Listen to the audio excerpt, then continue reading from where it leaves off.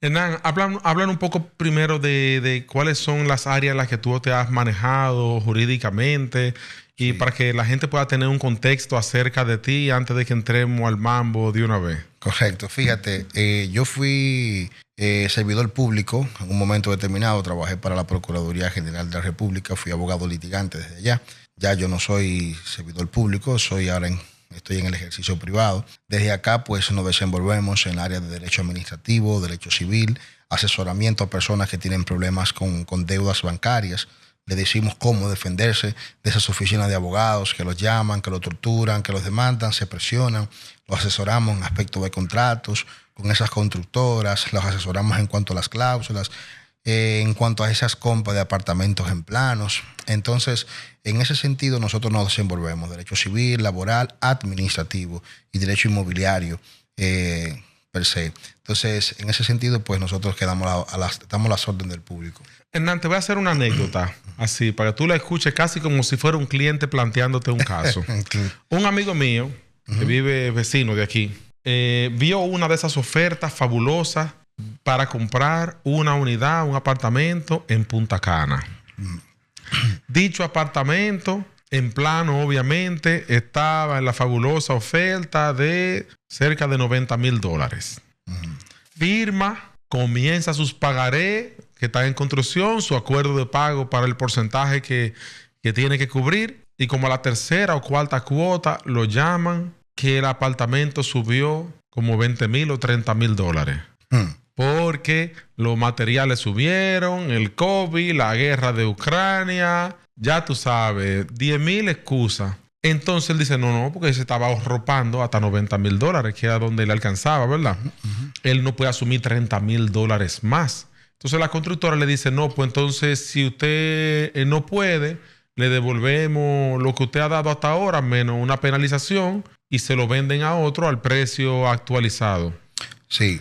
¿Cómo nos protegemos de esa estrategia que luego del COVID ha sido muy frecuente de constructoras que pongan un precio gancho con un contrato que no dice cuáles son las condiciones exactamente, cómo es que va a subir, si sube o qué es lo que va a subir, y después que te salgan con ese palo acechado a última hora? Mira, lo primero es que cuando tú adquieres un contrato en plano, tú estás comprando bajo un contrato condicional, porque se espera la entrega a futuro de un inmueble que tú estás pagando a plazos. Por eso es condicional, porque está bajo la condición de que va a terminar a X tiempo y el pago se va a realizar en X tiempo. Ahora bien, ¿qué sucede en este caso? Tú tienes que partir de un elemento fundamental, y es que las convenciones que realizan las partes legalmente tienen fuerza de ley. Eso es un criterio del ABC que se utiliza aquí en el mundo jurídico. Ahora bien, ¿qué tiene que hacer el cliente, el comprador? Tiene que verificar las cláusulas, a qué se está comprometiendo, porque existe una obligación de dar y existe una obligación de hacer. La contratista tiene una obligación de hacer, que es hacer la obra, pero el comprador tiene una obligación de dar y es pagar. Pero tú vas a pagar partiendo de las condiciones que te establezcan el contrato condicional de venta de inmueble que te va a dar la constructora. Bueno, vamos a ver las penalidades y vamos a ver cómo ellos manejan el tema de la indexación de la moneda. ¿Cuál es el aumento? Porque el dólar puede estar hoy a un precio, pero mañana puede estar a otro precio. Entonces, eso puede alterar los precios. Hay personas que contratan y en esos tipos de contratos no estipulan un aumento en el tiempo. No lo estipulan. No lo estipulan. Entonces, en esos casos, entonces las constructoras... Por ejemplo, si el contrato dice, en causa de fuerza mayor, que suban los precios, pero no está especificando, ¿ya entiendes? O sea, entonces te saltan con un número, lo que pasa $30,000 más, cógelo, déjalo. Por ejemplo, el caso de fuerza mayor, caso fortuito de fuerza mayor, todo va a depender de las circunstancias que se presenten. Por ejemplo, el tema del COVID Aplica. Por eso fue en el 2020, 2019. Entonces, ya el tema de la inflación, este es un país que en materia de inflación, comparado con otros países de la región, tenemos cierta estabilidad. La inflación aquí la manejamos. Por ende, no podemos decir que ya todavía, en el 2024, todavía estamos hablando del COVID-19. ¿Y de guerra de Ucrania? No, la guerra de Ucrania aplica, tiene ciertos efectos, pero la guerra de Ucrania empezó, ¿cuántos años ya empezó? Empezó a principios del 2003, si no me equivoco. ¿El 23? Exacto, 23. Entonces, hay que ver esos rubros, esos precios han aumentado porque ella dispara un poco los precios, porque cuando hay una guerra a nivel mundial, siempre pasa eso. Y no se supone que el constructor en su plan de negocio debe prever una holgura, porque si tú estás construyendo algo para entregarlo dentro de 2 o 3 años sabiendo que hay inflación, que los precios tienden a tener un aumento, que los trabajadores tienden a cobrar un poco más a medida que pasa el tiempo, pues estaremos asumiendo que cualquier cosa, cualquier quitametapaja sería una causa de fuerza mayor en este caso. No, es que no todo puede ser una causa de fuerza mayor. ¿Qué te hace a ti una causa de fuerza mayor? Una causa de fuerza mayor es que sin depender de ti, hay cosas que se dan. Por ejemplo, llegó un ciclo mañana, tú no dependes de eso. Es un caso fortuito, fuerza mayor. Tú no dependes que entre un ciclo mañana y que pare en el día. Si tú, por ejemplo, si tú tenías una actividad para mañana, pero esa actividad se te suspende porque esa situación natural te evitó a ti salir a la calle. El COVID-19, tú no esperabas que iban a cerrar el país tanto tiempo. Hubieron muchos negocios que quebraron, hubieron mucha gente que cayeron en deuda, hubieron muchas constructoras que no pudieron entregar en el plazo que acordado. Eso se entiende, pero ya no existe esa situación. Entonces, ya ahí lo que hay que hablar es de incumplimiento de contrato cuando no se establece esa situación natural o ese caso de fuerza mayor que evita que las partes den cumplimiento a las obligaciones pactadas en contrato legalmente hablando. Pues entonces sería que el comprador debe demandar a la constructora si las estipulaciones del contrato no especifican cuál es el criterio o si no hay un criterio válido para el aumento. Porque lo que normalmente pasaría es que el comprador se tendría amedrentado porque tú eres el que está abajo, tú eres el que ha dado dinero, no te han dado nada para atrás. Y te dicen, no, pero si tú quieres te lo devolvemos, tu cuarto. Es lo que te digo. Entonces ya, tú dices, no, pues está bien, déjalo así. Y entonces tú terminas tal vez entrando en una especie de estrategia que posiblemente fue concebida desde el principio de manera engañosa. Sí, fíjate, aquí hay una situación. Vuelvo y te digo, vuelvo para atrás. Todo depende de lo que tú pactaste. Si tú acordaste en las cláusulas de los contratos que tú tenías que pagar un monto, un porcentaje determinado, al final de la obra, en caso de que el vendedor justifique un aumento de los materiales, de los presupuestos de la construcción, tú estás obligado a ello, si quedó estipulado, en cuanto al porcentaje o en cuanto al monto acordado. Ahora, si la constructora te dice que vas a pagar algo por encima de lo que acordaron en el contrato, pues tú no estás obligado a ello. Tú te obligas a lo que tú pactaste. Ahora, si no hay ninguna estipulación contractual que defina que tú estás obligado a pagar un monto por encima a lo acordado, tú no estás obligado a ello. Entonces, ahí tú tienes que hablar un tema de resolución de contrato, porque en este concepto hay un incumplimiento de partes, ¿entiendes? Entonces, a ver ese incumplimiento de partes, ya ahí el contrato tiene ciertos efectos y eso puede dar a condena de daños y perjuicios. La constructora no entregó en el plazo acordado. Te está estableciendo una justificación, entre comillas, de un aumento que no se acordó. Me está cobrando un dinero por encima que no fue lo que se estipuló.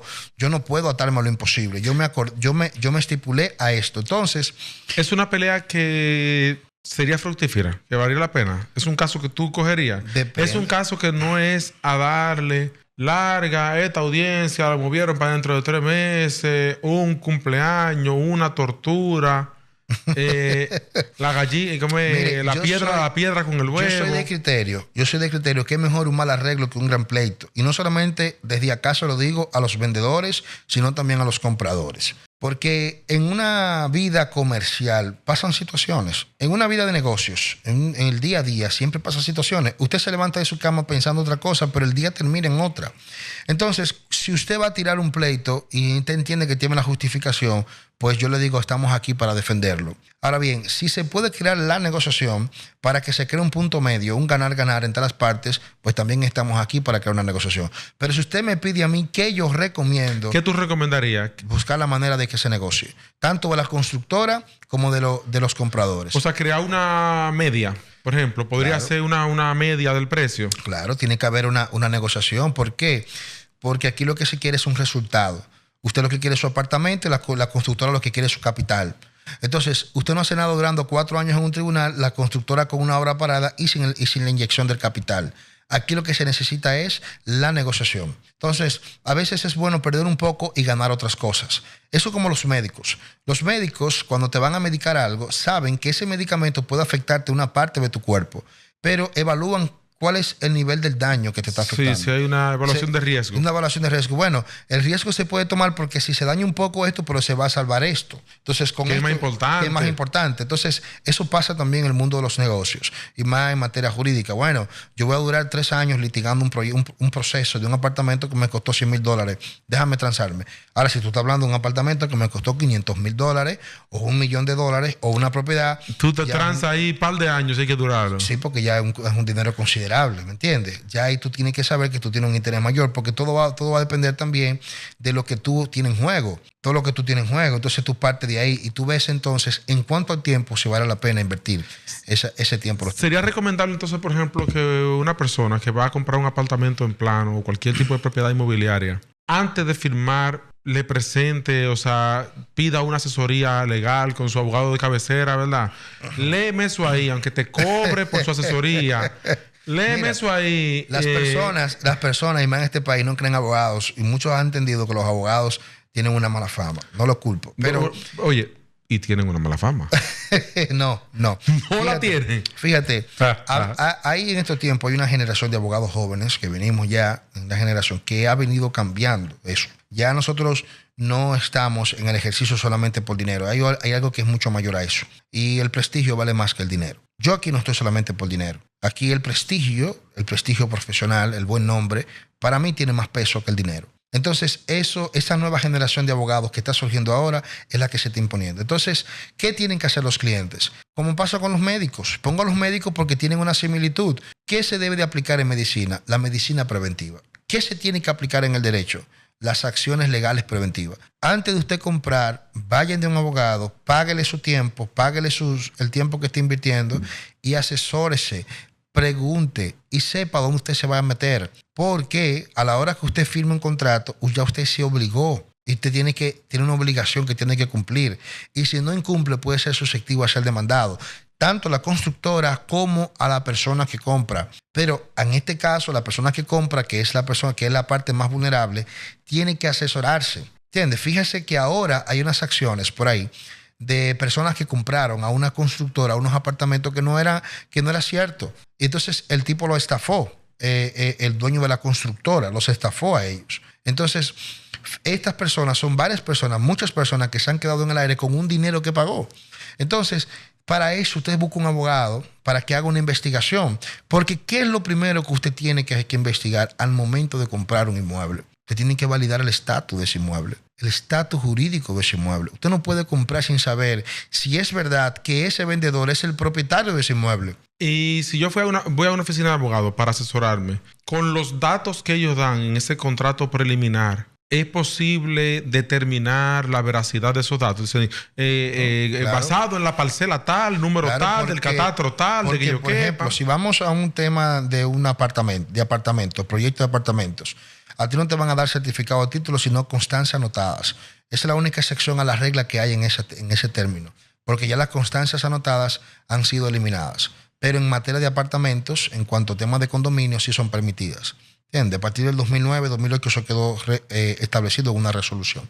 Ahora bien, esa constancia anotada, tú tienes un número de matrícula. ¿Entiendes? Tiene un número, hay una parcela total que es donde están construidos esos apartamentos. Tú tienes que validar que esa constructora es la dueña de ese terreno, que es donde se está construyendo, porque tiene que hacerse un régimen de condominio ahí y tiene que hacerse una separación formal para que cada uno de esos propietarios tenga su título, tenga su constancia anotada con su separación formal de su apartamento. Y ahí tú tienes que validar que verdaderamente ese inmueble está a nombre de esa constructora. Entonces, ¿qué tú tienes que pedir al momento de que ya se materializa la venta? Que eso es importante, que hay personas que no lo hacen.